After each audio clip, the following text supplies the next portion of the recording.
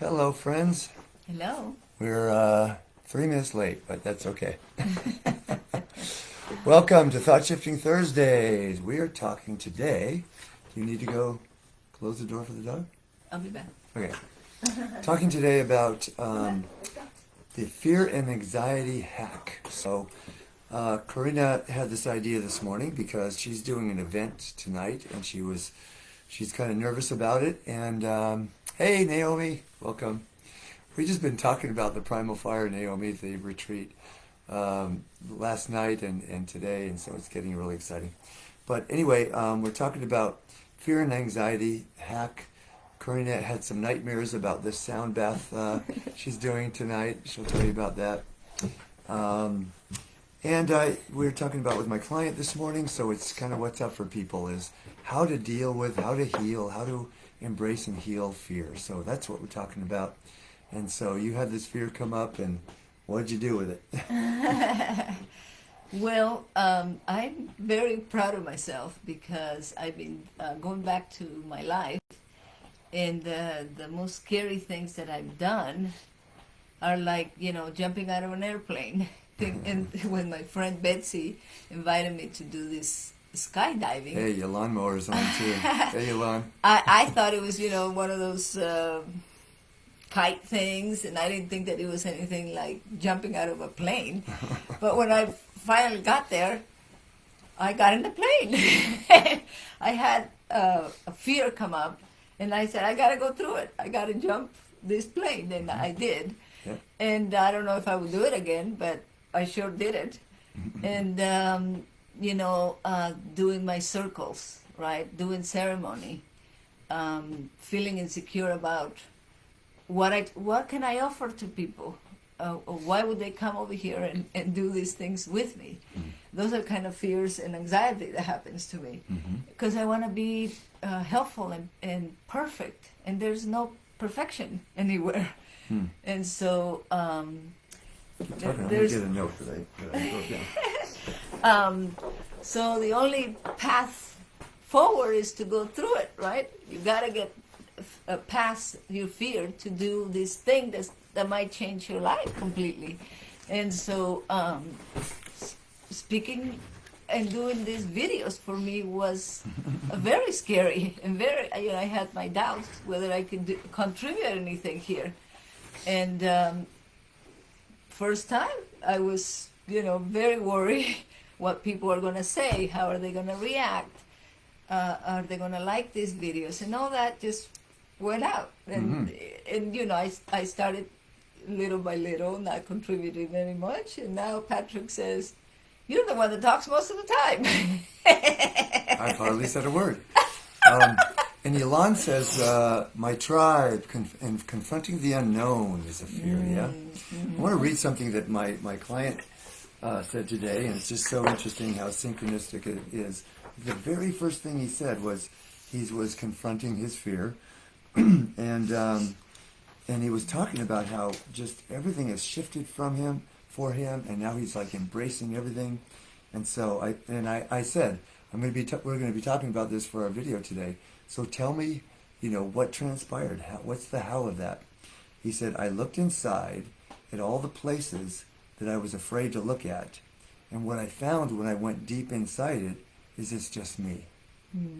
All these parts that we're afraid are just me. And, his practice and through our coaching is all about just loving self, loving every aspect of self. And so, this comes down to what the practice comes down to what I teach and emphasize the most is, what we resist not only persists but magnifies. What we embrace becomes our teacher, our ally, and our healer. So if I have fear come up and I resist it, then guess what?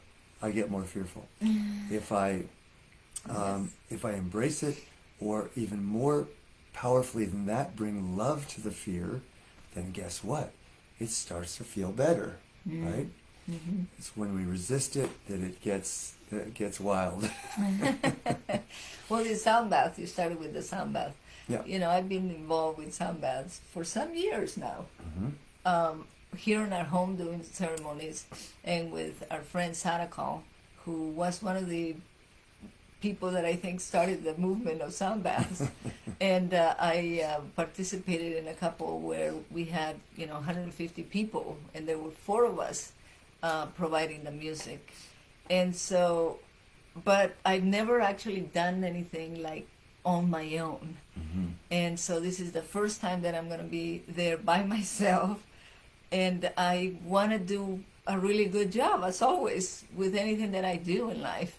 And that's where last night I had this nightmare, really. But it just, you got to figure out what your dreams and your insights are telling you. And it's going to be cold. Make sure that you're well dressed. Don't worry about the chaos. Whatever is going to happen is going to happen. And embrace everything. So you're using the fear to inform you, mm-hmm. which I interviewed Pir Vilayat Inayat Khan, who was the Western head of the Sufi order. His father, Hazrat Inayat Khan, brought Sufism to the West, and he was one of the most enlightened people I've ever met. And I asked him about because I knew that Sufism is very integrative, right? And it's about embracing everything, right? And it's about being very grounded. So I asked him about different emotions, right? And let's see, I forget what he said about pain and anger, but I think about pain, he said it's a call to love or something like that. And he said about fear, that very simply just said, if not for fear, we'd do a lot more stupid things than we already do. That is true, isn't it? Right. It could stop us, but sometimes it could stop us from doing the next big thing in our life. Watch right? your knee on the table. Yeah. So it could do one or the other. Yeah, And yeah. There is a fork. There's this path or that path. Good point. That reminds me of, and Yolande and Naomi are both on, and Naomi said, bring love to it, bring love to yourself. You are a powerful goddess. Thank you. I appreciate that compliment. Oh, that was for you. Hey, I have an inner goddess. Oh, no. And there we go. I thought this was going to work. Okay, we're back. So, but that reminds me that on the Catalina Island in our retreat a couple years ago, we did the board break exercise. And we're going to have trouble now with Instagram because the call was coming in. Oh, so God. if it's fading out, just switch over to Facebook. You can watch this all later if we have a problem with this. I thought we turned off the notifications, but we can't figure out how to do it. So we have not learned that trick yet. If you know that and you're watching this, put it in the comments for us, please. Help us to help you see our videos. But so we did a board break exercise, and I've been doing this for years. Learned how to do it in my kung fu training in my 30s. But what I often say is, when you're looking at a board and you're being invited to break through it, fear comes up for virtually everyone, unless they've done this many, many times. And so, what I always say is the fear can do one or two things, as you just said, right? It can either stop me, and it often does, and you can see it. It's a visceral demonstration of how this happens, right? So someone has a strong intention to break through this board, and they begin moving with a lot of power, and then they hold back at the last second, right? Or their hand goes up. And it hurts And the hand when you don't break it. Right, and that's part of the fear, is it's going to hurt more if you don't break it than if you do break through it. So, or the hand goes up, right, instead of through. And so that fear is stopping us. But we can use that energy fear to either stop us in that way or galvanize it, because any emotion isn't good or bad. It simply is energy in motion, right? It simply is force. So if rather than having the fear control me, if I take control of it and use it to galvanize my energy to fulfill my purpose of going through this board, and of course breaking through a board is a metaphor for anything we want to accomplish in life. Anything we want to accomplish, if it's something big, fear, like for what you're doing tonight, fear comes up. So how do I galvanize that? I just become conscious, and I bring the emotion of it into What I'm doing. into the fulfillment of what I want to accomplish here. Let's see if we can do something with this. All right, sorry about that. Okay, so what else? Bringing love to it. What else do I want to say? I mean, I'm telling yourself to, taking big breaths before you do something that you don't want to do, that feels that, like it's going to be, you feel you're like in a panic attack, right? Yeah. And just taking big breaths, telling yourself, you got this. You've done this many times. So what if don't have anybody there to protect you from it or to help you? You can do this. And let's talk about anxiety, because anxiety, what is anxiety? Anxiety is intense fear, right? And immobilizing fear sometimes for people. I was listening to a podcast, I think I shared this once before, about this guy that was doing ayahuasca ceremonies in the Amazon with tribal people, and he said, if you say to a tribal person in the Amazon, I've got anxiety, they don't know what you're talking about, or I'm depressed, they don't know what you're talking about. Mm-hmm. What is depression? It's extreme immobilizing fear or sadness, right? And anxiety is immobilizing fear. He said, so what a tribe will do is they'll do a ceremony, the tribe will come together for you, and then they'll actually ask you, what do you... Oh no. Oh my goodness. It's probably still going on. It probably is, but I want to make sure. Okay, I'll do the touching. I'll touch you. All right. And so then the tribe will come together and say, well, what are you afraid of? How can we help you to be less afraid? How can we help you to be happier, right? So that it's a community thing. And one of the other things he said and I've seen this around quite a bit since, that there is an epidemic of loneliness in our culture, right? And so one means to, did I share this last week? I don't think I did. We did a ceremony a couple weeks ago, and there was someone there who one of our regulars brought, and he brought him because he was dealing with a lot of fear. And when we asked him as we were doing the sound bath, so how are you feeling right now? How are you doing? And he said, I've got a lot of fear coming up. And then when we passed the talking stick, wasn't sure if he's going to share it with the larger group or not, because that could be fearful to do that. Right. And you don't know anybody. And he wasn't going to, and then I saw him shift, and he did. And instantly he said, I'm starting to feel better. And what I said to him is, can you feel that this group of people is receiving your fear and holding it in love right now?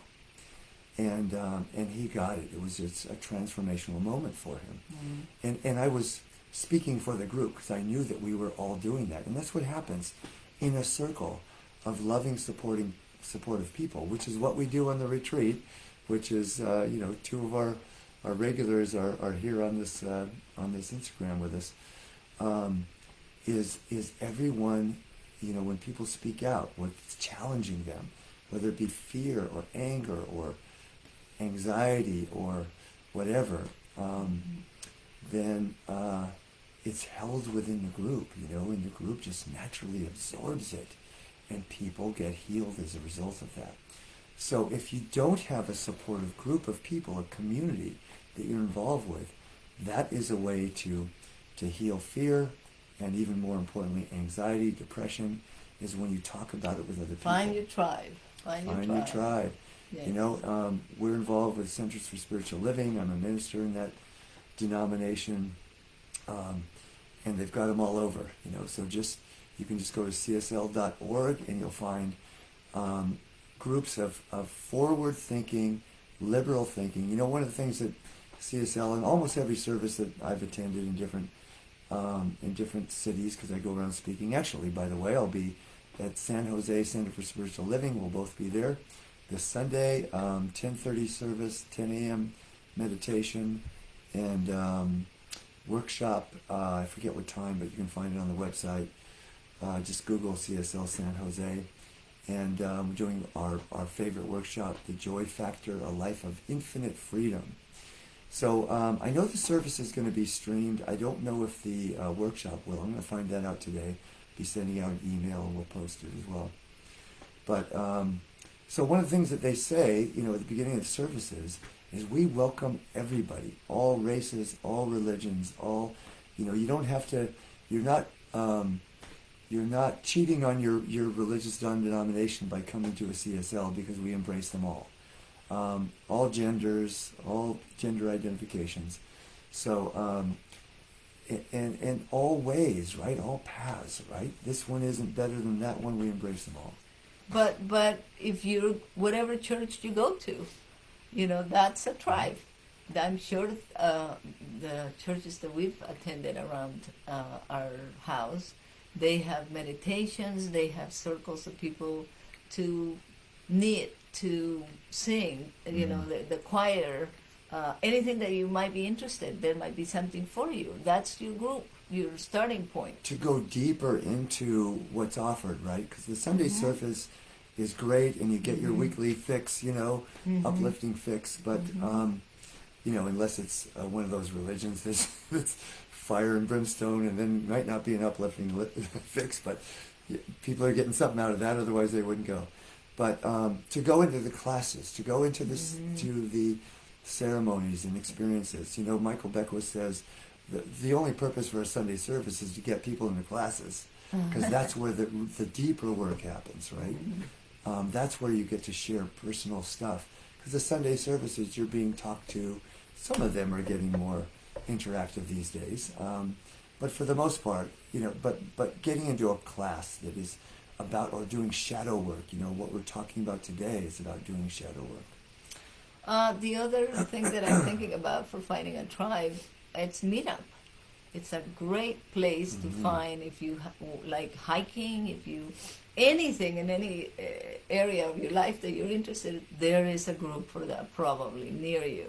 Yeah. So that could be another place to find. I have at least 3 or 4 clients in the last week or so that are starting their own meetup groups as a way to reach people and bring people into what they're doing. If you don't find what you want, start your own. And it used to be all in person. Now it's mostly Zoom nowadays because of COVID and because that works so well for people. We love the in-person things, and that's kind of our specialty. But we're doing more Zoom stuff as well. So I think that's enough for today, unless there's some kind of closing words that you have.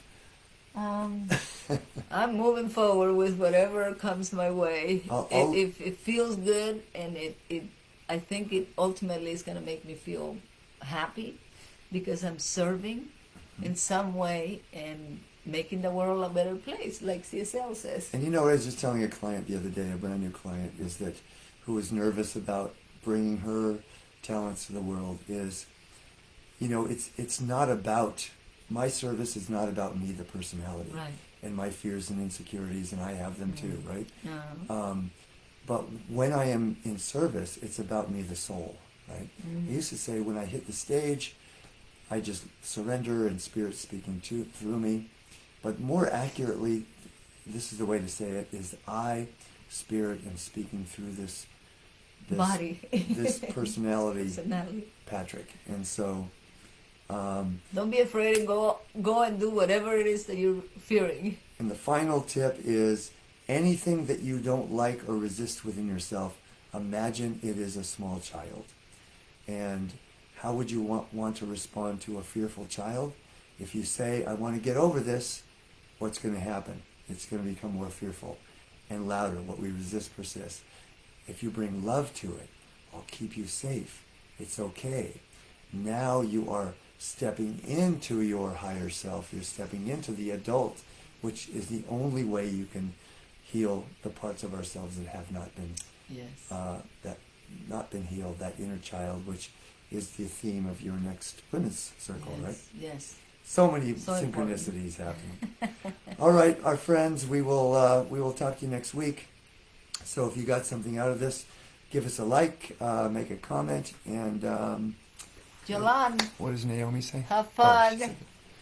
And and Yalan, Did you get the emails for the Zoom Primal. link for the Primal Fire we're going to do? Let's connect. Okay. And what else? Share this with anyone that you think would get value out of it, and we'll see you next week. Bye. And